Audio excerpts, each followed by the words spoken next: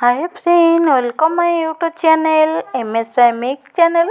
मो दीप्ति आपण मानक स्वागत जनाऊँगी। फ्रेंड्स चलतु आज देखा मु आपण मानक नहीं आसी गोटे टेस्टी वाला रेसिपी जोटा कि मोर बहुत पसंद, आपण मानकर भी पसंद हम बोली मो भावुँ। यहाँ गरम भात पखाल रुटी सबुत खाई पारे। चलतु देखा मुझे गोटे मूला को काटिकी भल भाव तो परिष्कार करी धोई रखी, गोटे बैगण को भी से भाई काटी धोई रखी, आलू काटी नहीं सब परिबा मोटे बीन्स छुई आलू टमाटो बैगण गाजर मोटे काटी रखी। आपण मन पसंदर आपण परिबा दे पारिबे। आउटी बंधाकोबी को मु काटी धोई रखी। इठी देखि पारुथिबे मसला करिया पई 4 ରୁ 5टी गोटा काजू नहीं, आउ किछि गोटे चामच जीरा नहीं, गोटे लंका को मु चीरा लगे नहीं, आउ खंडे अदा को मुझे काटी रखी। ताकू भल 2-3 पीस टमाटो दे दबा, ताकू भल भाव गोटे फाइन पेस्ट बनै नबा। तापर आम प्रथमे गोटे प्रेसर कुकर दे दबा। जदि आपणकर प्रेसर कुकर ना ताले आपण कड़ाई भी करें। मुझे प्रथमे गोटे प्रेसर कुकर देदेली, तादरे कोबी प्रथमे देदेली, तापर जो परिबा मुझे सब काटी रखी ताकू सब दे दबा। तो परिबा सब देदेला परे तापर आमे गोटे सीटी आसवा को दबा, लुण हलदी दे दबा। गोटे सीटी आसवा लो मीडियम रे गोटे सीटी दबा। गोटे सीटी देला परे आमे मटर को दे दबा। मुझे लुण हलदी दे देछि, आउठी पोस्त दे दउछि। मसला रे पोस्त ऐड करिवे, देखिबे बहुत टेस्टी लागिवो। एई बंधाकोबी घांट थरे बनांतु, आउ गरम भात रुटी पखाल परोटा सहित खाई पारिबे। इठी गोटे सीटी देला परे लो मीडियम रे मुझे मटर जो रखी थी ताको दे दउछि। मटर देकी गोलिक आउ टिके पानी दे दबा।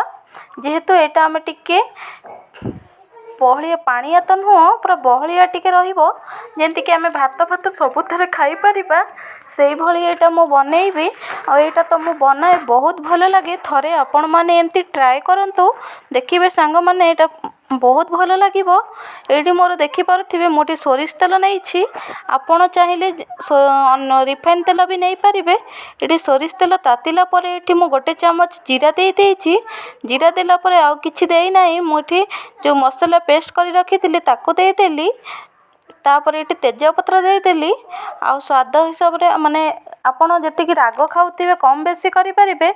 मुठी टिके कलर हबो और राग से हिसाब रे मु देइछि।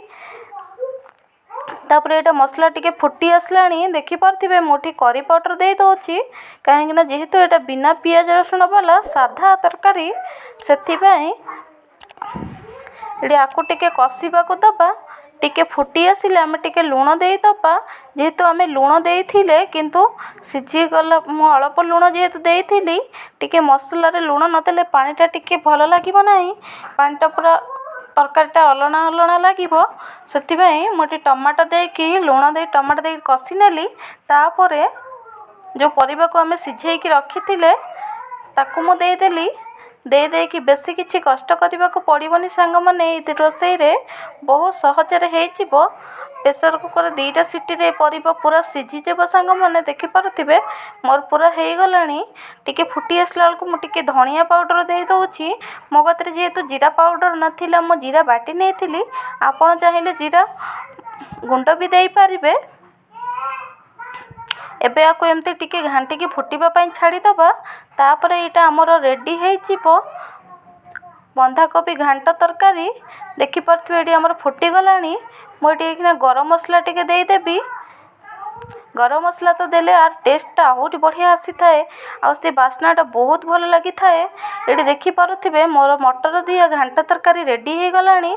मो सॉल्व करी आपण मानको देखौछि केमिति हेछि।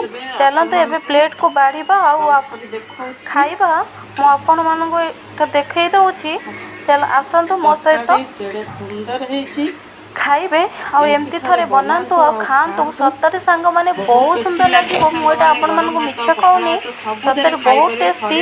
मो सेमती एते आड़ू साड़ू मसला ये करके आपण मानको रोसई देखाय नै, जानिथिबे आपण माने। ମୁଁ ଏଇଟା ପରଟା ସହିତ ଖାଇବି, ଆପଣ ଚାହିଁଲେ ଯେଉଁଥିରେ ଖାଇପାରିବେ।